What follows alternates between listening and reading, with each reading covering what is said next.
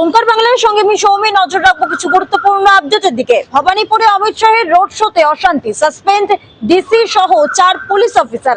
Alipur suspended police অফিসারের বিরুদ্ধে বিভাগীয় পদক্ষেপের নির্দেশ।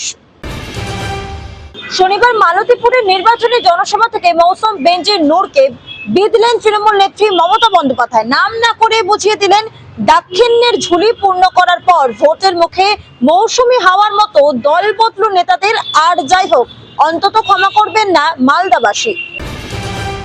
ভোটারদের সুবিধার্থে বড় সিদ্ধান্ত নির্বাচন কমিশনের। যেখানে ভোটার সংখ্যা 1200-র বেশি সেখানে তৈরি করা হচ্ছে অতিরিক্ত ভোটার কেন্দ্র। এইরকম 4660টি অতিরিক্ত ভোটার কেন্দ্র তৈরি হচ্ছে, খবর নির্বাচন কমিশন সূত্রে। সব মিলিয়ে রাজ্যে মোট ভোটার কেন্দ্রের সংখ্যা বেড়ে দাঁড়ালো 85,779টি। এরকমই অন্যান্য নিউজ আপডেট পেতে অবশ্যই চোখ রাখুন ওঙ্কার বাংলা ডিজিটালে।